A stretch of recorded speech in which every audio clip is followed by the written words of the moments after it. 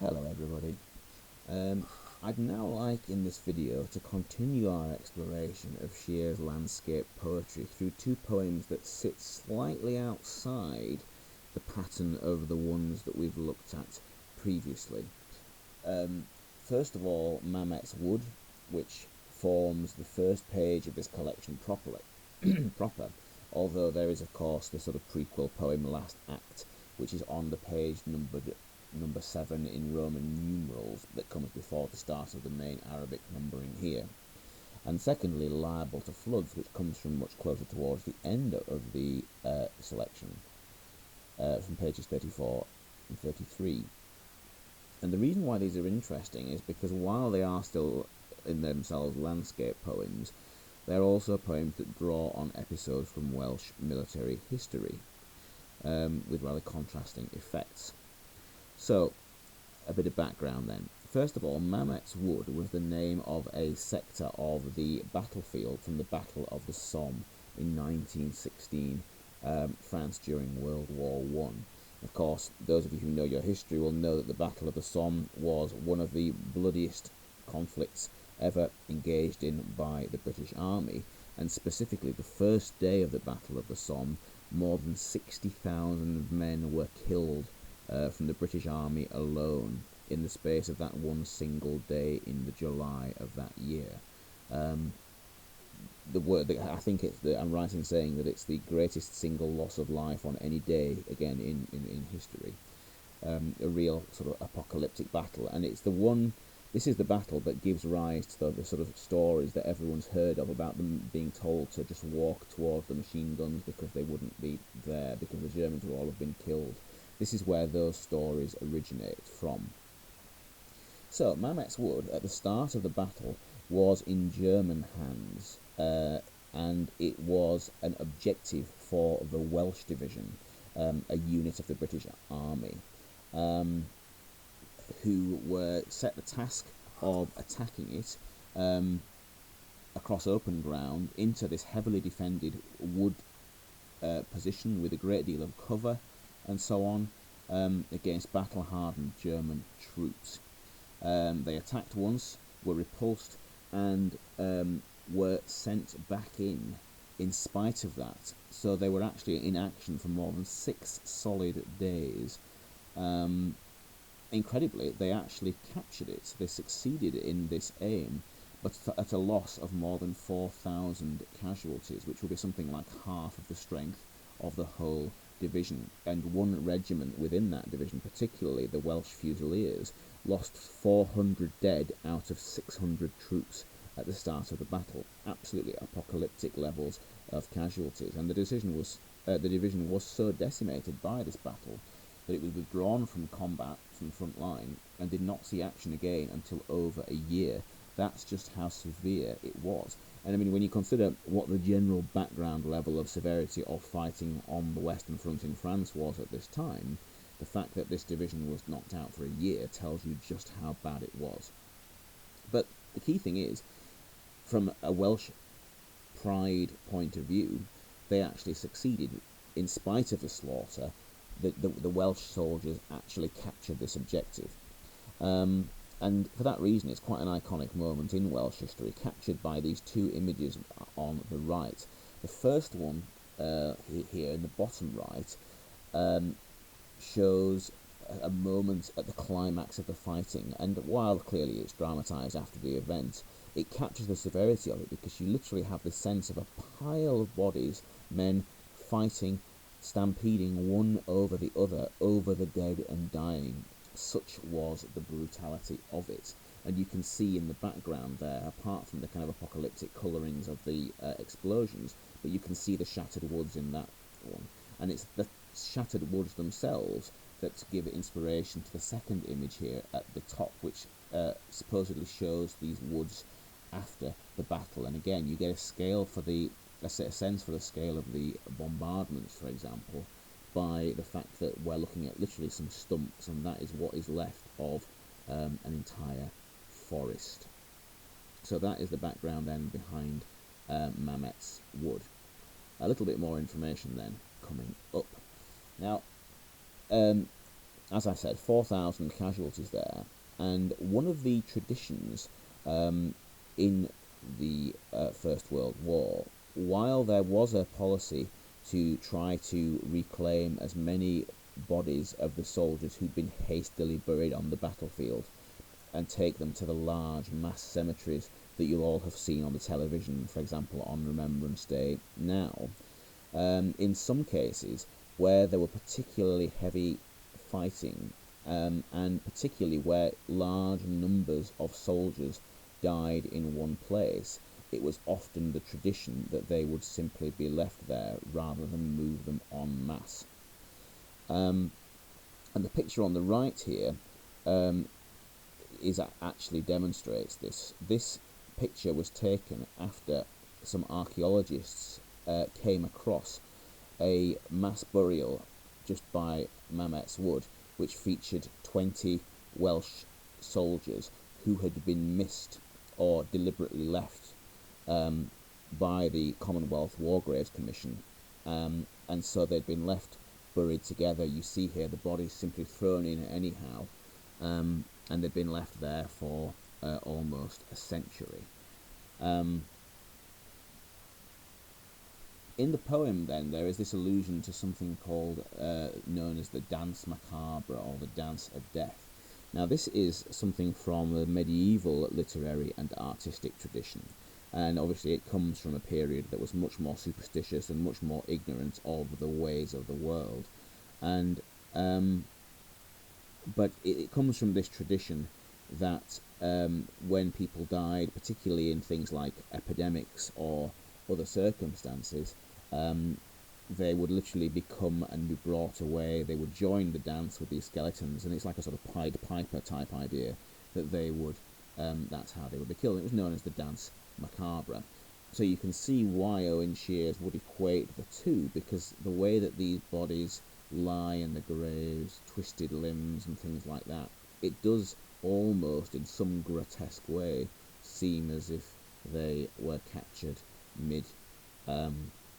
mid-dance. So that's the image there. Right, one final point then. The poem Liable to Flood's a much simpler background. This poem was inspired by a real event from World War II, where some American troops were billeted for training in Snowdonia in northwest Wales, and they ignored the local advice on where to build their camp, only for it to be destroyed in a flood. Now, Shears dramatises and exaggerates these events, but nonetheless there is a basis in facts behind it. This poem, along with History, were both part of a project that Shears undertook to write poems inspired by that area. So this takes place relatively close to the setting of History, to the Fleder Valley that's depicted there. So that's the background then. Let's have a read through these poems. Firstly then, Mametz Wood. For years afterwards, the farmers found them, the wasted young, turning up under their plough blades as they tended the land back into itself. A chit of bone, the china plate of a shoulder blade, the relic of a finger, the blown and broken bird's egg of a skull, all mimicked now in flint, breaking blue in white across this field where they were told to walk, not run, towards the wood and its nesting machine guns. And even now the earth stands sentinel, reaching back into itself for reminders of what happened, like a wound working a foreign body to the surface of the skin. This morning, 20 men buried in one long grave, a broken mosaic of bone linked arm in arm, their skeletons paused mid-dance macabre in boots that outlasted them, their socketed heads tilted back at an angle and their jaws, those that have them, dropped open, as if the notes they had sung have only now, with this unearthing, slipped from their absent tongues. And now, liable to floods. Liable to floods, the farmer warned them, and on the map the letters arcing down the valley in black and white, but still the Major wouldn't listen, tipping back his cap with one finger and laying a fatherly hand on the farmer's shoulder. "Don't you worry, Jack," he said, "we've got this one covered." and so they made their camp, 1,000 tents across the valley floor. But even then, as the GIs tapped the steel, they felt the backbone of the rock shallow beneath the soil. For the next 2 days they trained under Mole Seabod's shoulder, greenhorns from Kansas, Ohio and Iowa, sweeping in a line through the ditches, streams and bracken, preparing for the landings on Utah and Omaha, pegged as yet to an unknown date, hung somewhere just over the horizon. On the third night they slept to the sound of the rain's fusillade and the artillery of thunder, while outside, under the cover of darkness, the river pulled herself up and spread her wings, bleeding through the camp like ink from a broken cartridge. The guards were woken by their tin cans and cups set afloat and clunking against each other like ghosts in celebration. They raised the alarm, but it was already too late, and the river, arming herself with their rifles, flushing out the latrines, swallowing the jeeps, gathered them all and ushered them off.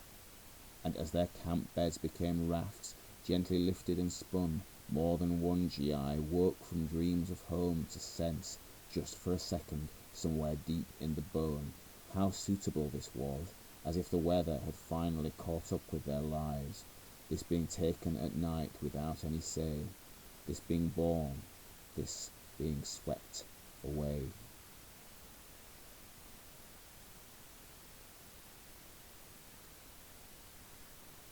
Two very contrasting poems then, inspired by the military, but we'll start with Mametz Wood.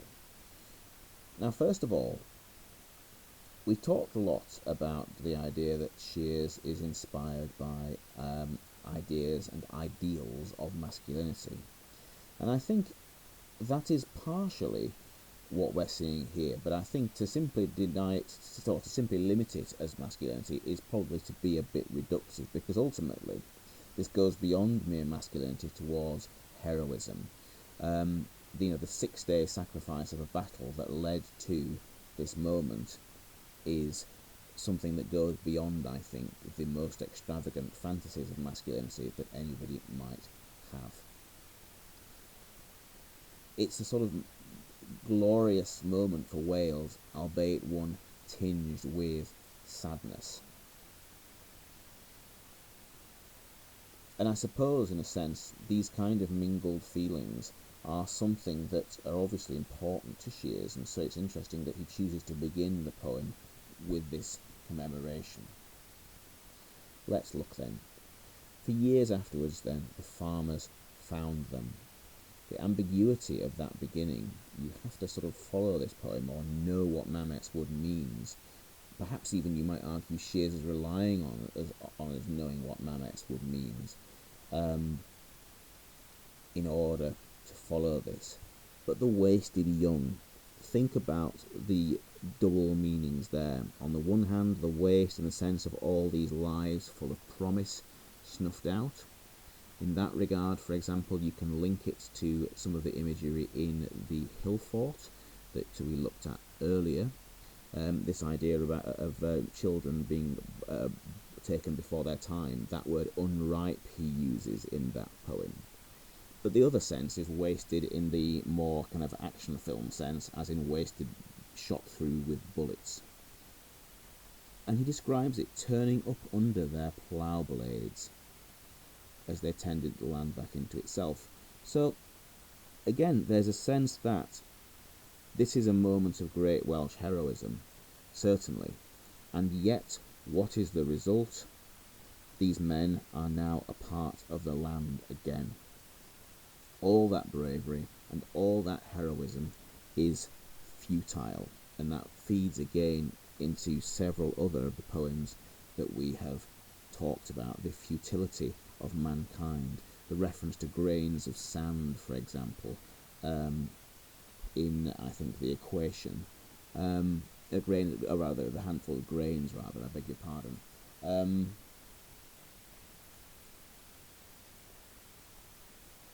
And consider the way that the land is described using that verb tended.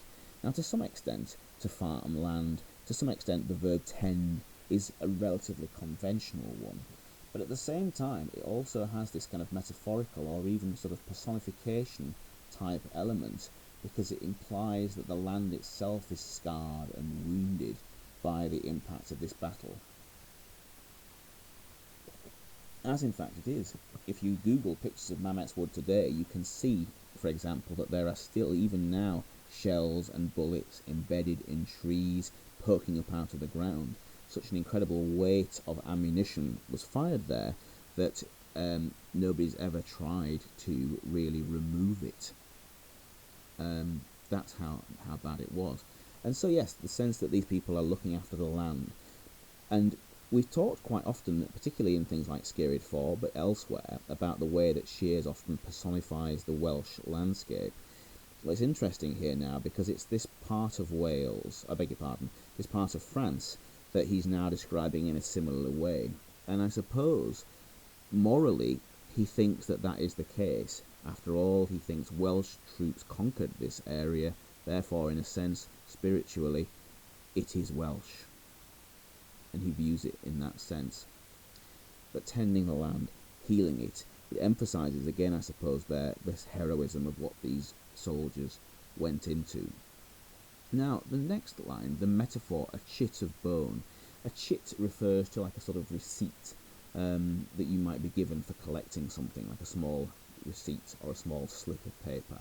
So the metaphor there is implying that these bodies in many cases were so absolutely destroyed that they're reduced to slivers. That's the extent of the damage once again. A chit of bone, the china plate of a shoulder blade, the relic of a finger. Now, there's a range of images here that Shears uses that I suppose we can perhaps describe as archaeological images, because all of these objects are the kind of things that you might find on any ordinary dig. A piece of plate and a piece of old pottery, a china plate of a shoulder blade, the relic of a finger. In this case, the sort of the metaphor is towards the medieval practice of having relics, bits of saints in churches, as objects of worship and veneration. And in many cases, they were really quite tiny things. In the case of poor churches particularly, it would be things like the toenail clippings of a saint, or one of my personal favourites, things like Christ's foreskin. But again, it's the relic of a finger. Once again, we're talking about these tiny fragments, and yet that metaphor implies that though tiny, they are in a sense sacred or holy, because this is what happens to the flower of Welsh youth and the flower of Welsh manhood, reduced to this heroism that is fundamentally futile. He goes on, the blown and broken bird's egg of a skull. Now, you may not have come across this, but blowing is a practice that used to be performed by people who wished to preserve eggs for collections. And what you do is you prick a hole at each end, and then you literally blow through one and out the other. And the idea is that you empty the contents. So simply, it's being used as a metaphor for the skull, which here somehow looks so fragile, once again, like a fragment of egg. Like a fragment of egg, like the relic of this finger, the bit of plate of this shoulder blade, these are the remains of men who've been blown to pieces. These are the remains of men whose sacrifice, though noble, was in the end relatively futile. He goes on then, all mimic now in flint, breaking blue in white. In other words, he's saying that these men, these remains, have become indistinguishable from the stone that comes up out of the ground itself.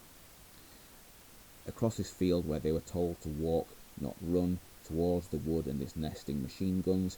The walk, not run, as I said, refers to the appalling leadership, the appalling complacency of the leadership in that battle, where they believed that the opponents would already have been destroyed before it began. And the metaphor of the nesting machine guns, there's a kind of irony here, because of course while you would expect to find nests in a wood, clearly it would not be of guns. And I suppose the more we read this poem, the more we're stricken with this sort of sense of tragedy that comes with it. But he goes on, and even now the earth stands sentinel, reaching back into itself for reminders of what happened, like a wound working following a foreign body to the surface of the skin. So once again, the land, as with on line 3 of the first stanza, once again the land is personified as itself standing sentinel, as if the earth itself is in some way paying tribute to what these men went through. The reaching back into itself links back to the line 3 of the first stanza, the idea of tending the land back into itself, and even the phrase is almost parallel to emphasize the sort of link here. This idea that the land itself is again injured and, in a sense, needing to be cleansed, itself needing to be purified, for the reminders of what happened, like a wound. You may have come across that idea. It's this idea that in the case of small things that get trapped, like for example a splinter, your body will over time reject it and force it out. And again, it extends then the personification of the land.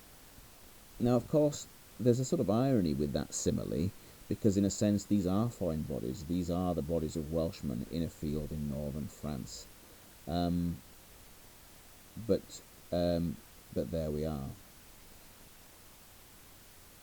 Now, thus far, the poem has travelled through time for years afterwards, but brought up to date, mimicked now in Flint, and then on the 4th stanza, and even now the earth stands sentinel. So there's a kind of emphasis that this is a poem which is arriving in the present day, which is further emphasised even more precisely on the 5th stanza. This morning, the time now becoming more and more precise. This morning, 20 men buried in one long grave. That's again the discovery that we talked about. A broken mosaic of bone linked arm in arm. Now again, broken mosaic, we're back with the archaeological sort of imagery that we had in the 2nd stanza. That the sense again, they are in a way dehumanized in death, and their suffering is, not to say trivialized exactly, but their suffering is shown to be futile ultimately. But a broken mosaic of bone linked arm in arm, their skeletons paused mid-dance macabre, and of course that in itself alludes to this idea of them being taken off to die together, a sense of them being kind of perhaps badly led, because by implication it implies that there is then something almost satanic or evil about the generals that led them. So that's quite an interesting sort of reference there as well.